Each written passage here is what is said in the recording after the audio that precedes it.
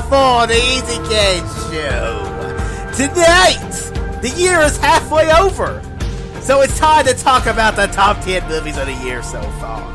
Your hosts, Dolph Easy and Randy Cage. Well, you got it in the red that time. You're welcome. Yeah, that was interesting. I thought for a minute there we were going to listen to the entire song before we started the podcast. Well, it's a badass song. All right, guys, welcome to episode 78 of the Easy K Show. I am Darth Easy. And I'm Rainy Cage. And this is our annual now.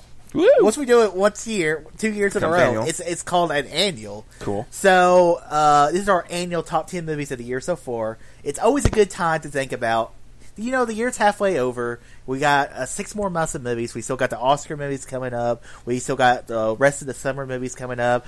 We still got the Star Wars movie that comes out, and some of the and a big time Netflix movie. I'm really hoping it's good. So, but it's Irishman or Adam Sandler's next feature. No, Irishman. fuck Adam Sandler. But so this is a good time to look back on the year and think, what are the top 10 movies of the year so far? What movies will make the final top 10 movies when we do it at the end of the year and the end of the 2010s? So let's get right started. So let's be Randy Cage, a said topic. We will go our separate ways, compare our own separate top 10s. I'll do a 10th through 8. He'll do a 10th through 8. I'll do my 7th through 6. He'll do a 7th through 6. Then we'll trade one apiece. Once we have compiled our own separate top 10s, we will create the top 10 of the Easy K Show's movies of 2019 so far. All right, I'll start it off. All right, so my number 10 will most likely be a punt. Okay. My number 10 is Aladdin. That is a punt. Okay. Damn. I'm interested to see what's in front of Aladdin. Oh, there's a lot. My number 9 is Toy Story 4. It's also a punt. Okay. And I know this one's not on your list. So my number 8, I have a lot of animated movies on this list. Yeah. So my number 8 is Missing Link. No, yeah. Can't be on my list because I didn't see it. Yeah, because you just don't like those kind of movies. So yeah, too British for me. Too British. Yeah, too British. Even though they go to other places in the world, and the guy is Australian who voices them. Oh, well. So because it's Hugh Seemed Jackman. like Britishy. Oh, Hugh Jackman was the voice of the detective Zoe guy. Saldana is one of the voices. Zach Galifianakis is the voice of the Yeti. All right, so the story of Missing Link is a Leica film, stop motion animation. I really, really enjoyed Cuba and the Two Strings. Thought that was just an incredible film. So I've been kind of interested in this, and Leica's kind of inherit the Studio Ghibli honor of being that animation studio you're rooting for to do real good. This might be their last film. It could be their last film, but you never know. And it's like Studio Ghibli, where they're kind of closing the doors right now. Missing Link was a story. It starred, the main voice of it is Hugh Jackman. Basically, he's a adventurer. He goes out and finds all these monsters trying to be accepted by this huge club. It's kind of got like this around the world in 80 days kind of feel to it. And he goes out to find Yeti, and he basically finds it. He's voiced by Zach Galifianakis, and it's just cool. It's a cool little adventure film where of him going out and trying to find this Yeti, and the Yeti says, "I will help you prove yourself to this huge adventure club, but help me find. I'm alone." So they go off to Shambhala to find the abominable, or to find his cousins, which are like the Abominable Snowman or whatever, and it's just a cool little adventure film. Really enjoyed the hell out of it. So yeah, it was just a cool little film. I may check this out at some point in time. Maybe. Yeah, but it was a cool little film, and I really enjoyed it. And that's my 10th or 8. Nice. Okay, well, my list was pretty easy to create, other than I did struggle with this 10 spot. I kept moving movies in and out of this 10 spot. I finally stuck with Isn't It Romantic as my number 10 movie. Okay, no, I wouldn't. Did you go see this? It's not the Anne Hathaway one? Yes. No. Or Rebel Wilson? Rebel Wilson. Yeah, fuck her. Yeah, I went in. This movie surprised me the most, so that's why I kind of stuck with it, because it was kind of a half musical, half rom-com, and it kind of when you watch it, kind of flips the genre on its head a little bit. But then at the same time, once you get to the end of the movie, it's kind of a normal rom-com. It's kind of a weird way they do things. But yeah, you have Rebel Wilson. She I can't remember what happens to her, but something happens. She ends up waking up, and she's basically living inside of a rom-com, and a musical rom-com, and so people just break out into song. Everybody's super gorgeous, and then there's a lot of tropes that they point out, a lot of movie tropes that they point out in the film. And then I forget, now I can't remember his name, but her best friend in the movie is just hilarious. He's from Always Sunny in Philadelphia, and Charlie Day. No. Maybe it's not Always Sunny. I can't remember his name now, but he was really good in the movie. And I like Rebel Wilson. I'm not a Rebel Wilson hater like you, but I don't like her. She's also, I've always considered her kind of like a discount Melissa McCarthy, which you also don't like. Yeah, I really don't like her either. So I'm glad that this was a kind of a surprisingly decent film. I enjoyed it, and really I was kind of this and a couple other rom-coms were batting around in my 10 spot, which when we do honorable mentions, I'll tell you which ones those barely missed the spot. But all right, I picked that one over. My number 9 is Captain Marvel. Yeah, no, I didn't figure you'd have this on your list, but I did have this as a 4-star movie. I did like Captain Marvel. I just bought it and rewatched it. It is a good movie. It's not in my top tier Marvel movies. Yeah, it's just not. It's got some good stuff in it. It also has some not good stuff in it. The Eye.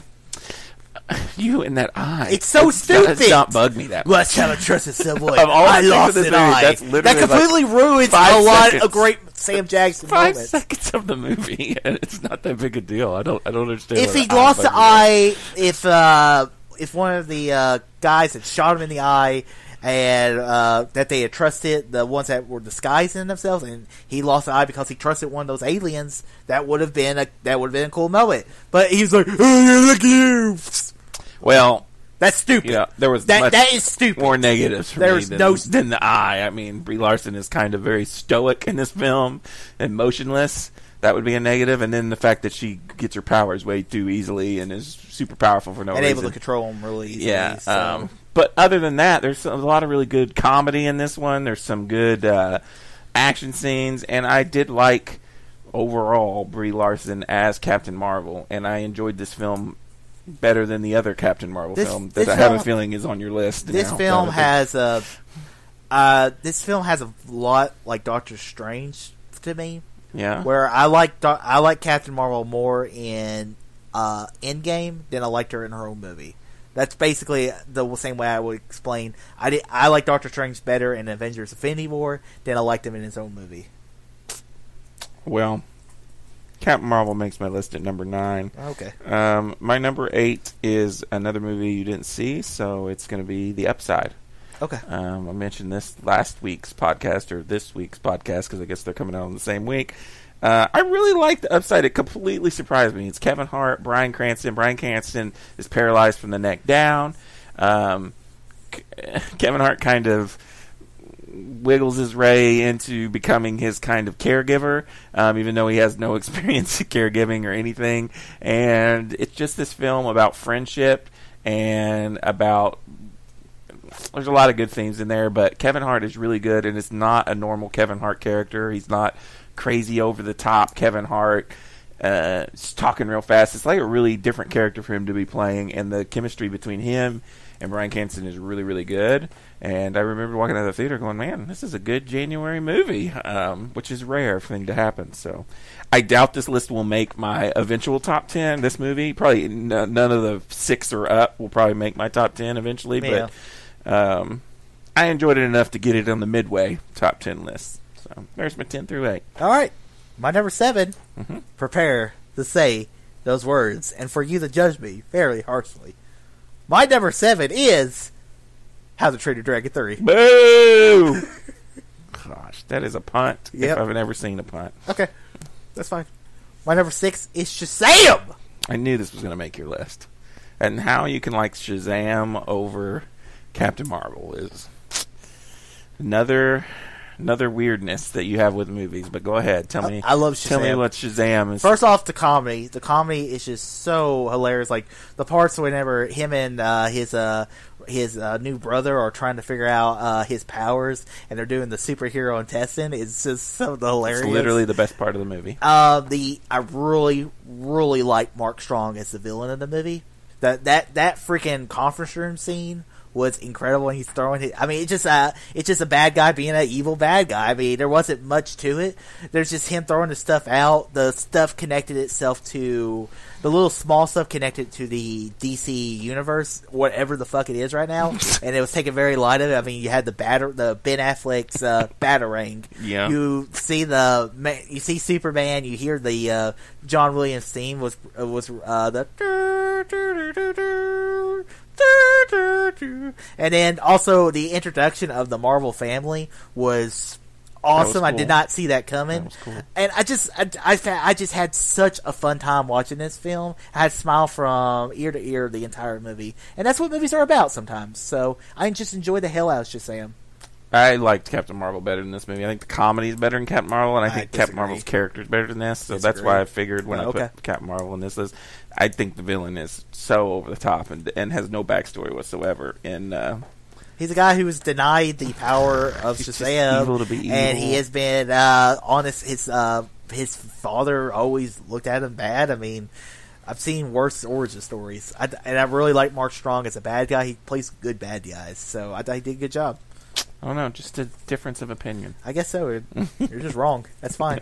Yeah. Most people agree with me that Shazam's better than Marvel. Well, I don't know where you're getting that information from. Just saying. Who's most people?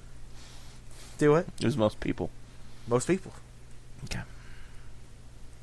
I will agree that the two best moments in that movie are when he's discovering his powers with his friend and the team up thing at the end. Where the Marvel family. Yeah, that was the two coolest moments of the movie. I mean, because that's something you're like, you would say for another movie, but they're like, damn, they're doing this in the first movie. And then also the beginning where it talked about the hero abused the power and allowed all these sins. That was Black Adam. That's kind of a cool little Easter egg for if they do that Black Adam movie with The Rock and whatever they decide to do next with Shazam and Black Adam. I'm looking forward to it. So yeah, that's my 7 through 6. 7 through 6. All right, my number 7 may be a punt. It's Rocket Man. Yeah. Okay. Yeah, that's definitely a punt. Okay. My number 6 is probably a punt too. John Wick Chapter 3. No, that's my number 5. Oh, okay. Well, there we go. Pretty close on John Wick, our theme song of this episode. Yeah. I'm liking the John Wick franchise. I love this one much better than the second movie. Still don't know. I need to watch it again before I can be like, is this better than the first? I still think the first is still better than this one, but I agree. This one is much better paced than the second film. I feel like every 10 or 15 minutes we're in an action scene, and some of the action scenes are so freaking And the good. thing is, like, John Wick, he's not the best fighter. He's got the best endurance. Yeah. And, there's a scene whenever they're just throwing knives at the beginning of the movie, and you're just like, gotta breathe, gotta breathe. And then, like, the funniest stuff with the Raid guys, and then the one guy from Hawaii Five-0, he's like, I'm such a big fan. It's really nice to meet you, Mr. Wick. Yeah. It's just, and then the gunfight scene's cool. Ian McShane and the whatever, he's just pouring wine, and they come in there get more bullets, and he just like Yes, I love that scene. I love Ian McShane. And when Ian McShane's good, he's good. I've been watching Deadwood because I want to watch the Deadwood movie, and it's he's really good in that show as well. So I mean, even Halle Berry, who I was worried about. I would like a spinoff with her. She was awesome. awesome. That whole scene with her and dogs, the dogs and stuff. I was and like, then the holy great part, shit. she's like, I had to. She dropped my dog. I get it. Yeah. and then it set itself up for another one. So I guess it's not a trilogy; it's a franchise. Yeah, really. yeah. I enjoyed it, and I'll watch another one in 2 years. And if they keep, I just enjoying the hell out of these movies. So yeah, that's that was my 7 through 6. Okay, and that was my number 5. So what's your number 5? My number 5 is Toy Story 4, which I think was your number 9. 9. So I guess I like this movie a little better than yours. I loved Toy Story 4. I thought it's a good kind of spinoff. Is it as good as the first 3 movies? No. But was it something that I'll add to my collection and watch again and again? Yeah, I mean, it had enough good moments in there. I think in my review, my biggest negative was it doesn't have really a villain character, and they're just kind of, it's just on side. Toy Story's not about the villains, though. The third one has such a good villain, and it's just, this one didn't have that. And then this story is all about Woody. And I loved the little beginning scene where it was like immediately you're like, holy shit, the animation is like next level, and where you find out what happened to Bo Peep and everything. And I loved that, you know, we got a cool little story, to go around with Woody and his character. Yeah, I liked it. I do think there's way too many characters in it too, because I loved Forky. But when we started adding in, you know, the little mini cop sheriff girl and even Keanu Reeves' character, I was like, man, we are in the dolls from the fair, the Key and Peele dolls. I was like, we're getting way too many characters. I said this in my review. It's the funniest Toy Story movie. It's pretty funny. Like the fucking moments with Key and Peele, whenever they're like, "Oh, okay, how about this?" and then they're like, "Oh!" Those scenes were great. I was dying laughing. Did you stay to after the credits? Because there was all these in-credit scenes. I didn't know. Oh, involving Key and Peele, where they're walking through the, because Cassie and all my people I went and saw what they had left. And as I was walking out, I heard it kick back on, after the credits, and I was like, "Whoa, whoa, whoa, whoa!" And I went back in there and I stood there in the aisle and watched. It was like another 10 minutes of movie at the end of the movie involving Key and Peele's characters, where they were doing that whole thing that they do in the movie, where they're like, my problem with Toy Story 4. I understand it's Woody's story, but I would have liked to see more scenes with Rex and Slicky and the dog, and seeing. I'm glad they had a story for Buzz in there. My problem with Toy Story 4, the words I'd use, unnecessary. It's just so unnecessary. Because Toy Story 3 was already a perfect ending. Toy Story 4, I know it was a good story. Right. I'm not taking anything away from the movie. I call it like a spin-off. And it's unnecessary. Or a side It ended perfectly. Toy Story 3 ended perfectly. And Toy Story 4, it did it again. They were like, let's end again. But I felt like the Toy Story 4 ending was not as good as the Toy Story 3 ending. And that's why that's why I had to put it all the way. I acknowledge good movie. I like the story with Woody and Bo Peep, and Woody trying to find his purpose after helping a kid grow up. I mean, does he want to do this again because he's being unwanted really by Bonnie? And that moment when he gives the star to Jesse. But I would have liked to see a little more of the supporting cast, because I love the supporting cast of the Toy Story franchise. So I don't know. I agree. The ending of this movie, while it was sad, and it did make me tear up at the end. Okay, because for me, it did nothing to me. It's nowhere near the third ending, and I think I like the third ending better, because you're right. It's kind of ends with them, all together, and in this movie, it ends with them saying family breaks apart. It ends with them saying goodbye, and you're like, okay. And that's what I say. Like, it's a different story. It's just unnecessary. That was, and it felt like a cash grab to me at times. I enjoyed the movie. I will probably watch it again, but is it as good? I think it's the weakest Toy Story film. I don't think it's better than the first three. It's not better than the first one. It's definitely not better than the second one. It's nowhere near the third one. But it's still a great movie. So, would it be in my top 10 Pixar movies? Yeah, it probably kick Coco out. Be honest with you. I gave it a 4.5. I mean, it's got a ton of positive. It's a good movie, but it's a good movie. It's just I'm bitching about it more than I really should. But compared to a lot of the other animated movies we get, I mean, this would be like masterpiece level for anybody else. So yeah, it's it's like we're nitpicking really, but I mean, I guess it's just because I didn't want this movie, so I'm harder on it. Yeah, and yeah, I enjoyed it. It was good. But yeah, that was my number 5. All right, my number 4 was Fighting with My Family. Fighting with My Family. I enjoyed this movie, but I didn't like it that much because it's not even in my honorable mentions. Oh, this movie was incredible. Absolutely love the movie. I love the main girl who plays the main wrestler. Yeah. Love the comedy of the movie. Seeing Lita Headey and Nick Frost as the dads was great. The little Rock cameo. He's in the poster. It's because you gotta sell the Rock. You gotta sell the Rock. Yeah. And he's great when he's in the movie. I just found this movie. I love the story. Vince Vaughn. I thought he Vince was Vaughn- good in it. I would nominate him for, if we did the Easy Cage Award shows right now, I'd nominate him for Best Supporting Actor, because he just, every time he gets these dramatic roles, he always surprises me how good he is in these roles. And I just love the story. She wants to give up, but she just keeps fighting on. Don't give a shit about wrestling. I just thought it was a fucking good movie, and that's just why I enjoyed the movie. So, A little too British for me, maybe? I don't know. Here we go! I kind of just forgot about this film. I don't know. I guess you just liked it a little bit more than me. I mean, I enjoyed it. I loved everything you just said. I liked all the characters and everything, but this is not something I'd want to own or rewatch. I don't feel like. I'm enjoying the hell out of it. And I love biopics, and it's a biopic, so. Yeah, it was interesting learning about her, because like you, I don't really like wrestling, so it was interesting to learn about this chick and her story through the rise of the WWE. All right, my number 4 is Aladdin. Pumped from earlier. Damn, that's a little too high. I really liked Aladdin. We went and saw it a second time. I liked it even more the second time. It's very, very good Disney live adaptation.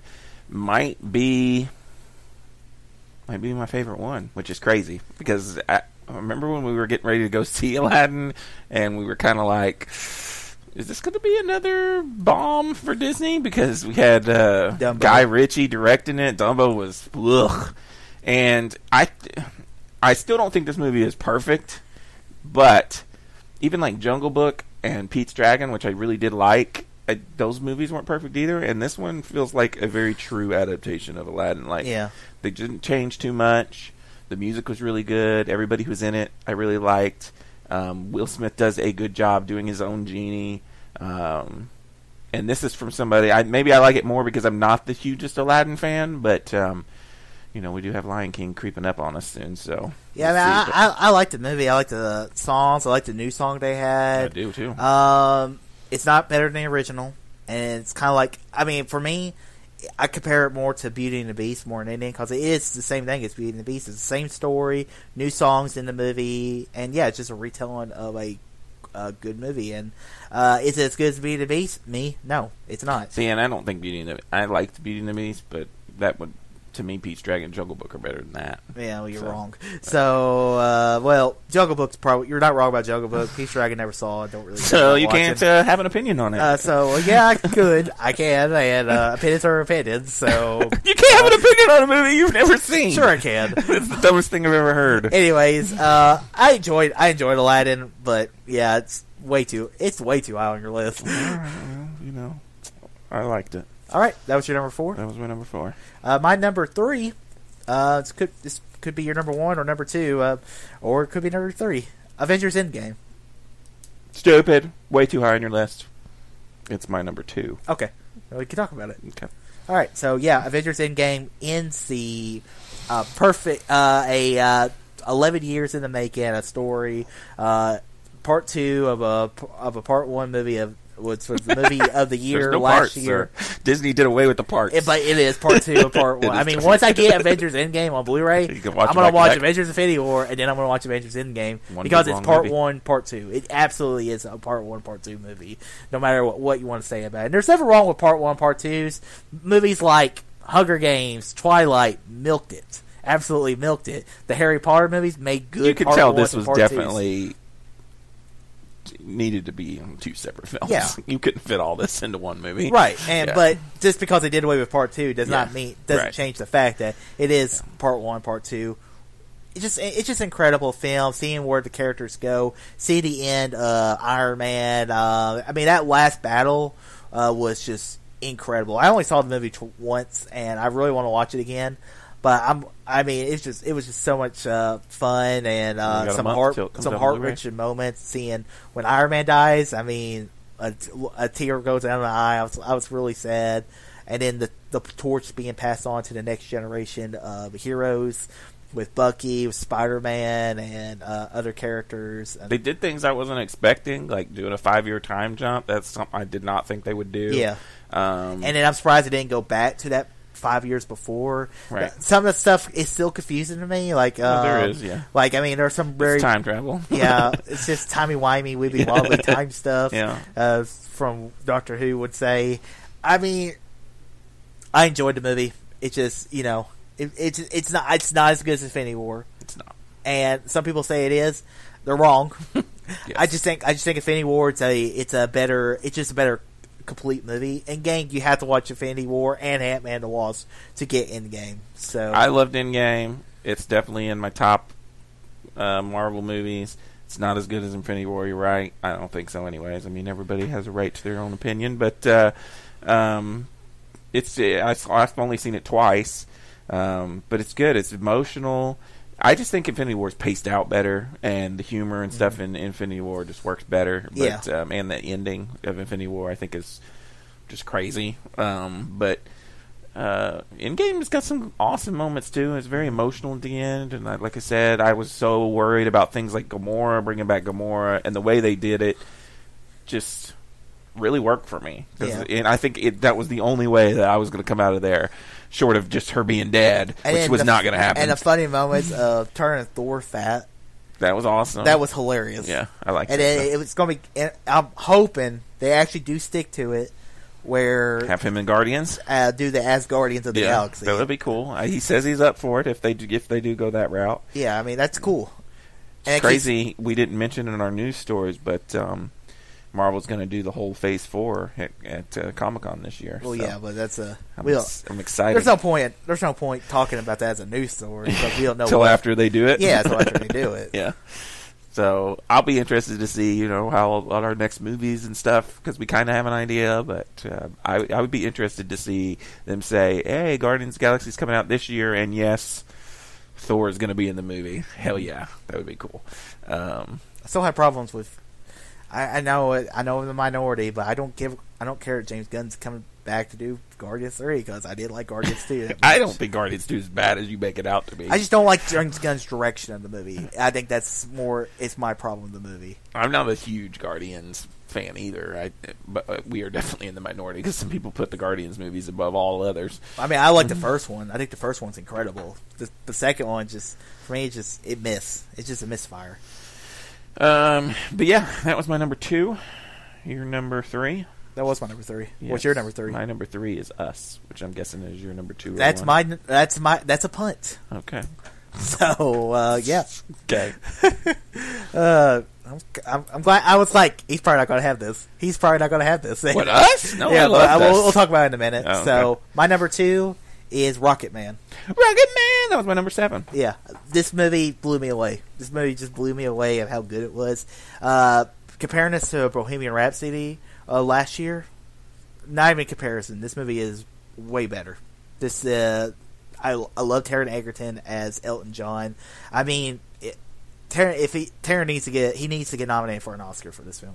He was so damn good, and he sang all his songs. Does he sound just like Elton John? No, but that's not the sounds point. nothing like him really. But that's not compare the songs. But that's not the point. Yeah. The point is he actually sang the song, Yeah, and he made the songs his own, and he became the character of Elton John, and the relationship between him and Jamie Bell, who is the songwriter, and then also you have Richard Madden, who is the manager. Little funny fact is Littlefinger, the guy who played Littlefinger, was the manager of Queen in Bohemian Rhapsody. He was the same character in Rocket Man. Really? Yeah, so it's kind of Is this the same studio too? I could have swore. I don't think it is. Did you hear about they were talking about doing a cameo? Because the director of this movie was the guy who did all the Oh, that's what it is. Yeah. And apparently they were going to have. Studio, he was thinking about having a scene with. They were at the diner and Remy Malek as Freddie Mercury. Cool. Would have been like, but he was like, I didn't want to do a biopic. music movie universe and everything. So I was like, yeah, he's got a point. And well, this movie was better than the Queen movie. I agree with you. And then it's a biopic. I love biopics. Like Walk the Line's great. Ray's good. And then also Bohemian Rhapsody was good last year. And then I love the musical aspect, using all of Elton John's songs. And he has a lot of songs you don't even realize are his. And it was just an incredible movie. And I love Rocket Man. It's one of my favorite movies of the year. I really liked Rocket Man. I love the musical aspects of it, like you're talking about, where they would just break out into song and stuff. I liked it better than Bohemian Rhapsody. I liked it better than Yesterday, which is not on my list. Yeah. Not on yours because you haven't seen it yet. Yeah. And also I want to mention Bryce Dallas Howard as his mom was incredible. Good. Best I've ever seen her in anything. And of course she wasn't wearing high heels in it had funny moments. It was an interesting story for somebody who isn't a huge fan of Elton John. And I am a huge fan of the Queen and Beatles. So to get me to after the movie, I was looking up the songs and stuff. That means you've won me over because, Yeah. So I really enjoyed it. Apparently you enjoyed it a little bit more than me, but it's in our top 10, so. All right. My number one is Us. Which is my number 3. Yeah. It just... this was great. I hate using this word a lot, but I gotta use it. It's a masterpiece. Oh. It's I've said this. I mean, every shot, there's not one wasted shot in this movie. Everything is planned out by Jordan Peele. The horror moments are just incredible. It feels like I'm watching an Alfred Hitchcock movie in 2019. Every shot, it's not wasted. The characters are cool. And then the twists, you're just like, holy shit. And then I don't know what else more I could say about the movie. It had some great comedy moments, and I think this is 100 times better than Get Out. I agree. Absolutely love this movie. It's my favorite movie of the year so far. I really like this movie too. It's got almost like a sci-fi type quality to it. I guess that's what you're throwing in your what'd you say, the TV show? You said Alfred Hitchcock, but it's something else. Alfred Hitchcock, Twilight Zone. Did you say Twilight Zone? No. Oh, well, that's what it kind of felt like, was a Twilight Zone thing. Which is producer on there. But yeah, it was kind of like had a sci-fi element. Everybody in it is really good. And yeah, I really enjoyed it. It was one of those movies where as I was at the beginning, I was like, what am I watching? But as it kept going and kept going, I mean, there's that moment with Elizabeth Moss, and whenever the twin kills the Revenant kills her, and when the other kills her, and then she's making herself pretty like she did, and Winston Duke was great. I mean, because he's just incredible. Peter Nyong'o. I mean, it was just great. With Peter Nyong'o, I mean, if What's His Face got nominated for Get Out, she should get Best Actress nomination for this. I mean, it is early in the year, but I mean, this movie, I call it's a masterpiece. It's my favorite movie. I don't know if we're in the majority on this either, because I felt like when this came out, a lot of people were like, "No, Get Out's better than this," and I think this is way better than Get Out. Maybe just because there's not the whole. I hate to throw out the term. There's not the whole black issue thing with this movie. It's more of a. I mean, there is. There is. I mean, it's starring black characters, but it's not really. Well, if you read, right. But if you're just watching it, and the way I translated the movie was completely different from other people, I guess. And I just enjoy the whole idea of swapping places. It's not in your face like it is. Right. Out. Yeah. And then I enjoyed the movie. So yeah, I had a good time with it too. That's my number one. All right, my number one is a pun from earlier, the How to Train Your Dragon: The Hidden World. You mean 3? There's no 3 in the title. Yeah, sir. I call it How to Train Your Dragon 3. Yeah, I am obsessed with the How to Train Your Dragon franchise. Everybody knows. Is this movie better than the second one? No, it's not. It's not better. It's not better than the first one either. I think it's better than the first one. But yeah, you're wrong. I've seen this movie multiple times now. It's quite good. I like how they end it. That's probably the best part of the movie is the last 20 or 30 minutes of it. Yes, it has a weaker villain than the second one. I feel like the villain is very strong in the second movie, and in this one he's kind of lame. But there's a lot, and I've gone through this before. The first movie is about it's a coming of age story. A boy and his dog. The second movie is about loss of learning his responsibilities. And the third one, this has got to give up his friendship with it. He's got to learn to let go. And I don't know. I just love these films. That's the thing. He really does it because he sees them again. And yeah, but they only go and visit every once in a while. She's not hanging out with him. I mean, you tell when he first runs up to him, he's like, "Holy crap! Did Toothless forget about me? He's about to eat us and my little kids on this boat." But my thing with How to Train Your Dragon 3, the thing I was really impressed by How to Train Your Dragon 2 to 1, there was a 5-year time jump. How Dragon Dragon 3, there was a year. Yeah. I wish there would have, because that first shot you see in that first trailer of How Dragon Dragon 3, Yeah, I knew you that see was the Hiccup beginning. with the beard, and you're just like, holy crap, That's they're doing legit the another last- 5 or 6 year time jump? Hell yeah. No, they don't do that. They kind of keep it I in the kind same of called time it frame. when we first saw that trailer. I was like, that's going to be the end of the movie. I mean, and then I wasn't crazy about the villain. Of course, I mean, I said the point when we talked about the movie back in March that the whole point of it is Hiccup. It's basically the It's the anti-Hiccup. yeah. He saw the dragon and he killed it instead of making it his friend. Yeah. And yeah, that's fine. Everything. It's just, and then the whole point of humans suck. Once humans can learn to be good again, dragons will return to our world. And But that'll that's never all- happen. That's why there's no dragons in our world right now, because Yeah. we are not worthy. For me, it was okay. It was I enjoyed it. It's been my best movie so far this year. The animation's beautiful, music's great. It's got a good end. It's sad that this is it for How to Train Your Dragon. I don't think this is not going to be a franchise 10 years from now. DreamWorks is going to be like, let's reboot this sucker or something. They might. I You never know. think this is it. I think this is over. They got Shrek to do that 4 or 5 more times. Yeah. And I think it's kind of perfect. Is it as good as the Toy Story 3 movies? No, I still don't think it is. Even though, as much as I love How to Train Your Dragon, I think the trilogy as a whole is weaker than the Toy Story trilogy. But I mean, they're neck and neck. They're still really good. I don't think they're neck and neck. So yeah, I love How to Train Your Dragon. All right, let's compile this list. So I had us at 1, you had it at 3. So us would have to be number 1 on our. It would have to be. Yeah. Because we just go with what you have. Well, because I have How to Train Your Dragon 3 at 7. You have it at 1. Yeah, but we don't 1 do and a that. 7 beats a 1 and a 3. We don't combine scores. We've discussed this before. Well, yeah, it's fine. Us is okay. deserving. And then of the one spot. How to Train Your Dragon 3 at 2. How to Train Your Dragon 2, you mean? Yes. How to Train Your Dragon 3, that's what I said.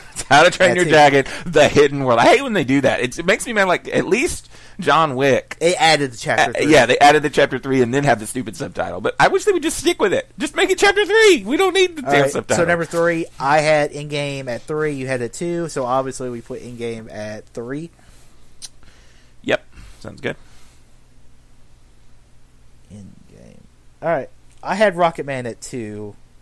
I had it at 7. And what's your next highest number? Aladdin at 4. Okay, a 2 beats a 4, right? So Rocket Man at 4, because a 2 and a 7 beats a 4 and a 10. Get pushed and all yours get up higher. It's an interesting parallel we got It's just going. the way. It's just the way the game works. It's man. just the way the moderator handles. It's the way this the cookie situation. crumbles. All right, so at number 5, yeah, we could go Aladdin at 4 or at 5. I mean. 5, yeah. Number 6, John Wick 3. I had it at 5. You had it at 6. Okay.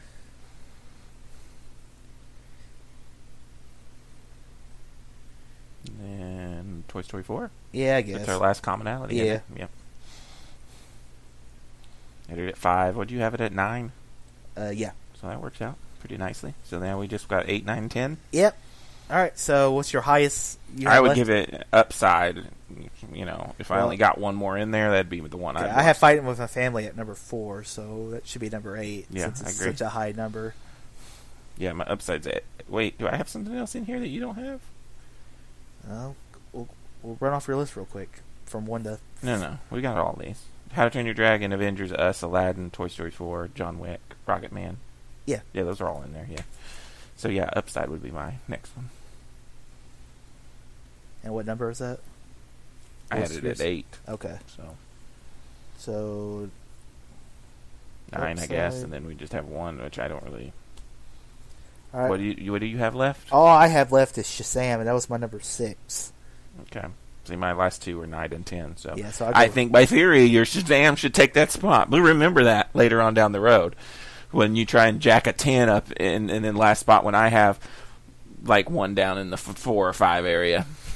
Because that has happened before and you've been like, No. well... that really hasn't. So My other ones, you're though, still- I'm not you're going to still- be strongly fighting for Captain Marvel or Isn't It Romantic in the top 10. So that's why I'm kinda I mean, you knew those 2 weren't going to make it. So, all right, listen. Let me count down this list. Okay. The top 10 movies of 2019 so far. Yeah.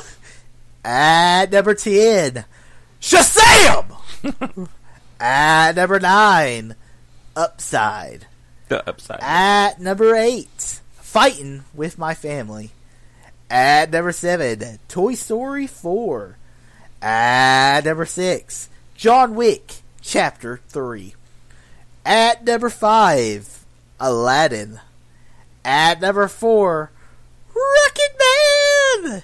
At number 3, Avengers Endgame.